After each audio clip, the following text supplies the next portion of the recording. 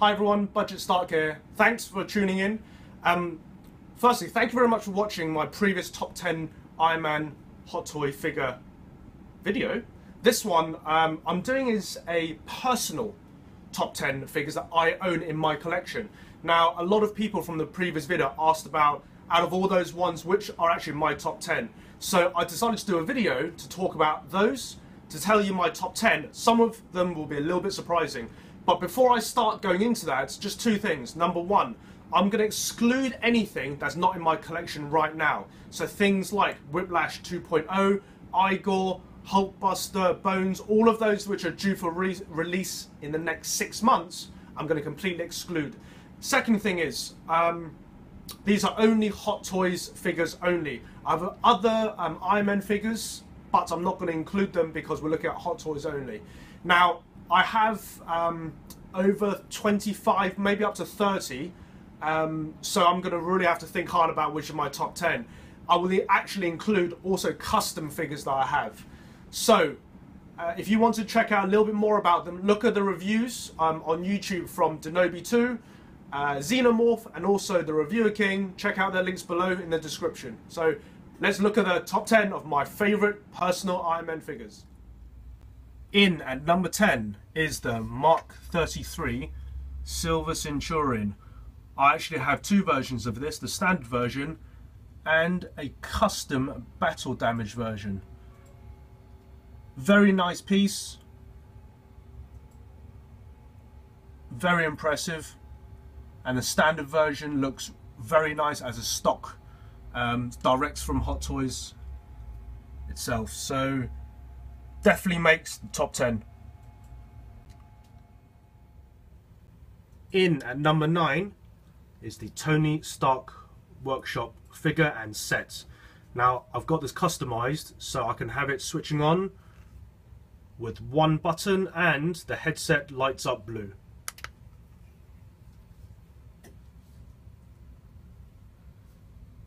Probably the best head sculpt you can get at the moment for Robbie Downey Jr. Comes with diorama base, robotic arms. You get a lot for this figure. Pretty good, decent value for money. A nice piece to have in your collection. In at number 8 is the Mark II Armor Unleashed version. This figure actually holds a special place in my heart. It was my first ever Iron Man figure that I got from Hot Toys, and this started my collection off. My favourite part out of this entire figure are the arm gauntlets, because the weapons actually can come out of there. It's been great engineering, and seeing Hot Toys create something that is not only workable but looks fantastic. It comes with a lot of accessories. If you don't have this piece, you can pick it up because it's a really nice underrated figure. The detail in the boots, pretty impressive. I would say even better than the Mech-Test boots. The only thing that has a little problem is the articulation is rather hindered, purely because it's one of the earlier Iron Man figures. So it doesn't have the articulation and engineering that some of the newer figures have, like the Heartbreaker or the Silver Centurion or the Mark 42, etc. So it's a nice piece overall. In at number 7, Mark IV Special Project. It comes in a matte grey gunmetal type paint app. It is actually a straight repaint of a Mark IV. I actually prefer this colour of the Mark IV purely because it stands out so much. It is actually a pretty rare figure now and is pricey. If you can get your hands on this at a decent price that you're happy to get hold of it, because it'll hold its value well. It's an exclusive and it's not very common. In at number 6, Ironmonger.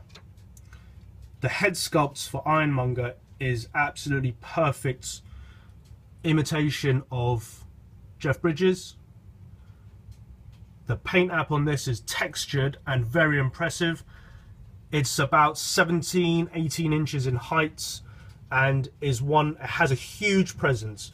You have to look out for any cracks on the waist and also on the knees. So be wary if you're planning on picking up this figure. Has a huge setup potential with a Mark III. One of the best baddies, I would say, in the Iron Man collection. In at number 5, Mark IV and Gantry diorama. Mark IV is always a beautiful piece.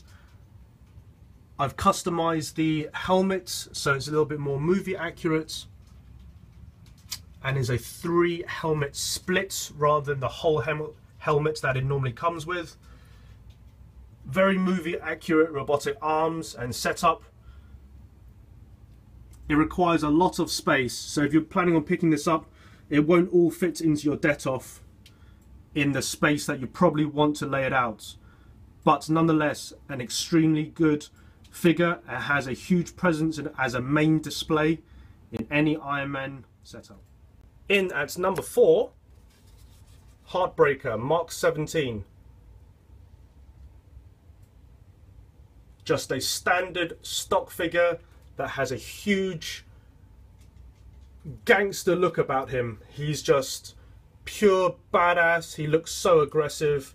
He's much chunkier than your average Iron Man figure, so definitely one to look out for. The price point is quite decent.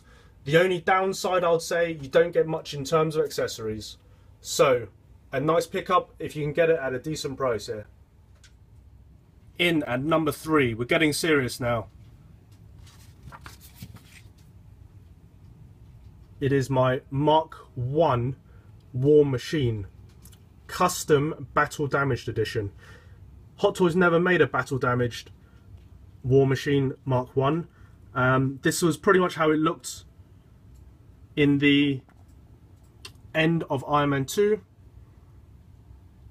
This custom piece is beautifully done with the minigun cut off as well, and a custom diorama base which lights up. I have a video if you want to check that out on this figure, and definitely in my top 3. In at number 2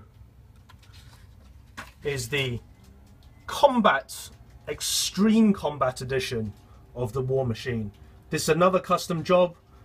It's just pure brilliance how it's been crafted. I would call this a piece of art. It has an extremely large minigun attached to the forearm, repainted a camouflage camo green with the forearm gun glued onto the side of his left thigh, with a textured paint app as well. So this piece is very impressive. Custom again. Very proud to have this figure.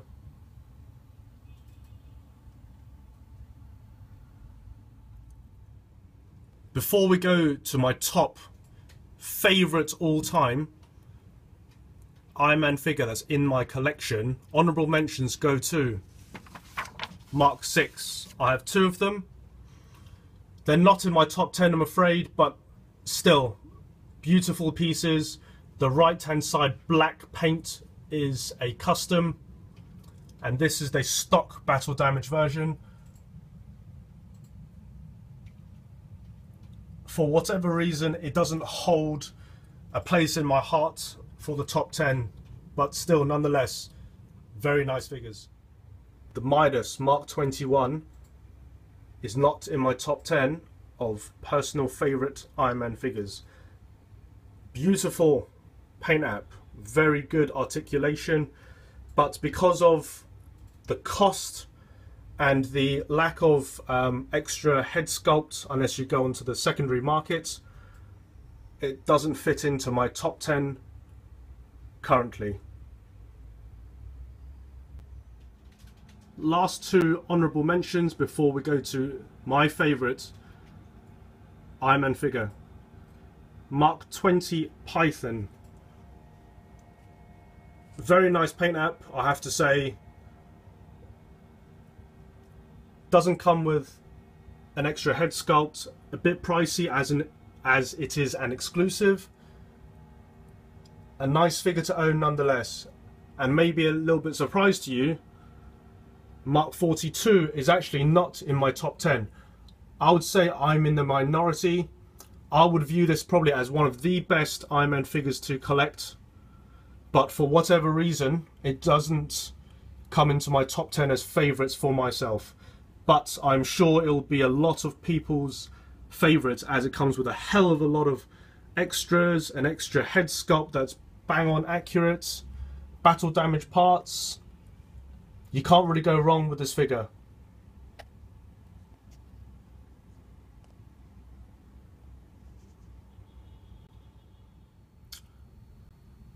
Okay, here is my favourite Iron Man figure as of 24th of November 2014. It is my Mark 5 battle damaged, extreme battle damaged, should I say. This is a custom piece. A few collectors have actually asked me to sell it to them. I politely declined because it holds a special place in my heart. I've had this for about almost 3 years now. Very impressive piece. I know a few people have tried to copy this or do battle damage versions of their own. I've got this linked up to a chest arc reactor from Whiplash, which also lights up by remote. Just like in the Iron Man 2 scene when he rips it off in the fight scene against Whiplash on the Monaco race circuit. So, this is my favourite all-time Iron Man figure. And thanks for watching, guys. Hope you enjoyed it.